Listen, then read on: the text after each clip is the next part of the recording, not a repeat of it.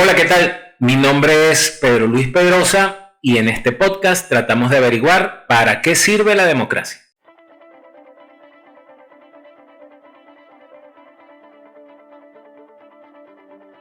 En esta oportunidad te tomarás unos 15 minutos. No hace falta que veas el video, simplemente escucha. No quiero convencerte de absolutamente nada, simplemente quiero que trates de pensar de un modo distinto al que nos han impuesto.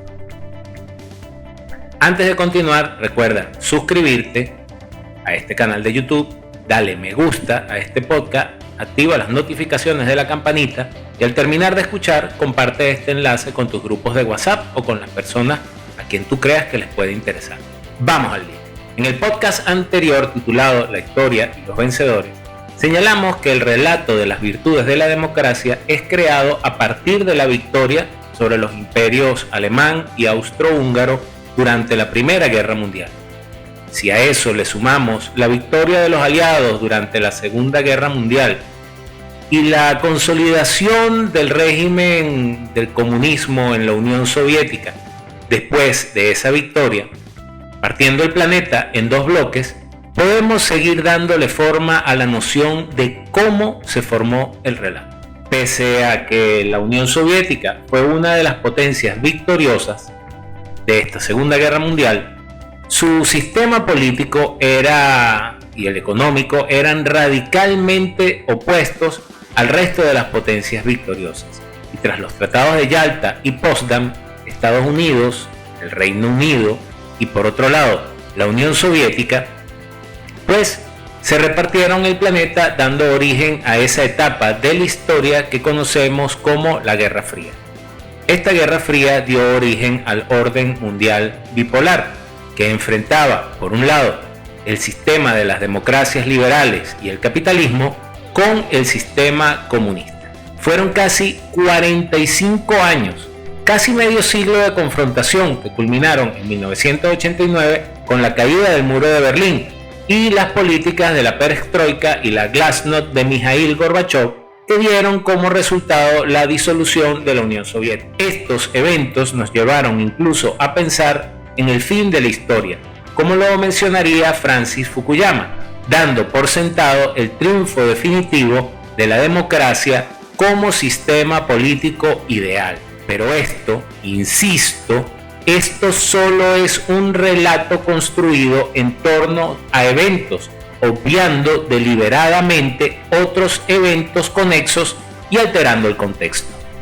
También en la entrega anterior les invité a pensar que el fracaso del comunismo o del socialismo no es consecuencia de la ausencia de democracia, por el contrario, es consecuencia de la supresión de la propiedad privada. Si quieren, un ejemplo muy fresco y muy reciente lo tienen en China, un país comunista con un gobierno de partido único, con un sistema económico que si bien sufre un fuerte control estatal, también es cierto que ofrece incentivos a la producción de riqueza y sobre todo de propiedad.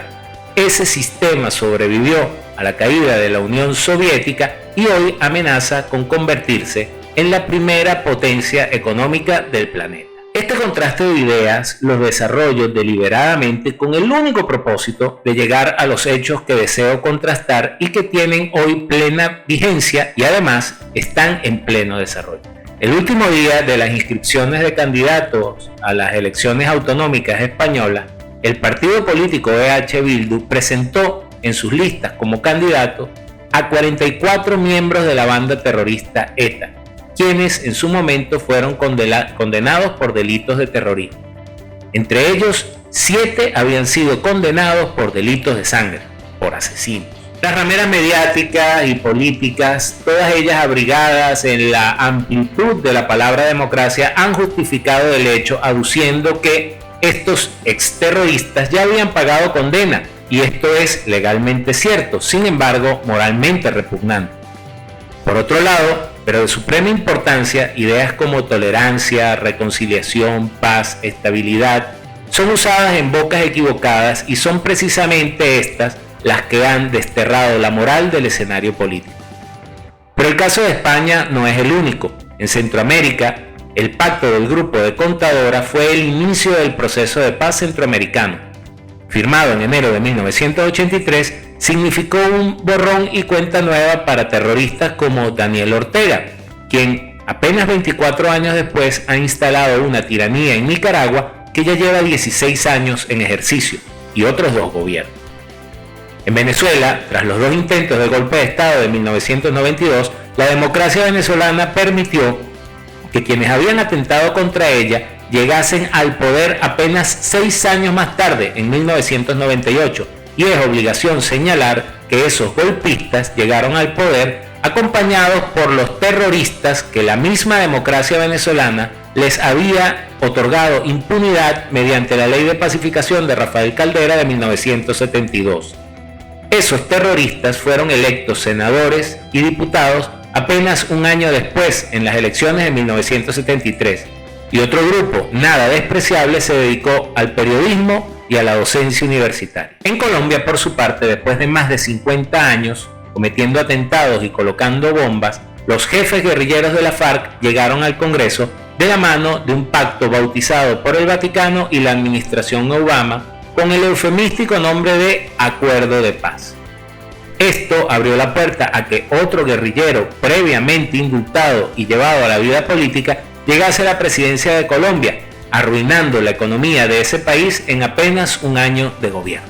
Pudiese seguir señalando ejemplos y situaciones en curso que nos han sido vendidas por la narrativa democrática como victorias de la democracia, frase utilizada por Rodríguez Zapatero y Pedro Sánchez, por cierto, para referirse a la pacificación de ETA.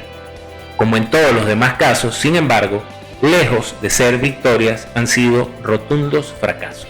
¿Qué puede hacerle pensar a alguien inteligente que quienes usaron las armas para asesinar a compatriotas cambiarán sus objetivos al soltar las armas y subir a una tribuna de oradores?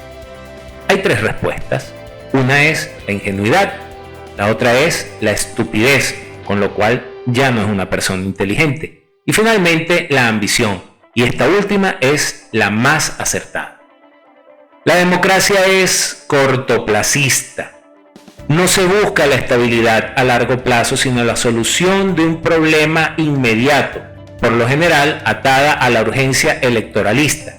Las promesas que, cuando se cumplen, apelan a la ejecución de acciones que solventan un problema para generar una docena más de problemas en el corto, mediano y largo plazo. Los ya señalados y deseables preceptos de tolerancia, reconciliación, paz y estabilidad se han convertido en meras consignas, cuya realización efectiva queda postergada o suprimida por atender lo urgente y no lo importante. Si bien, como señalamos en el podcast anterior, la historia es escrita por los vencedores, los eventuales perdedores, cuando llegan al poder en un sistema de alternabilidad, ya están demasiado involucrados en los errores cometidos para dar una aparente solución a un problema, y lejos de enmendarlos, continúan por la senda de su agravamiento. Con estas ideas seguiremos profundizando en el para qué sirve la democracia, ya que, en definitiva, lleva desde sus inicios en su propio ADN el gen de su autodestrucción, y es ese gen el que está hoy carcomiendo el sistema desde sus entrañas. Pero de eso hablaremos en próximas entregas. Que tengan buenos días, buenas tardes o buenas noches. No importa en qué lugar del planeta ni a qué hora me hayas escuchado. Los espero en el próximo podcast. Quien les habla es Pedro Luis Pedrosa.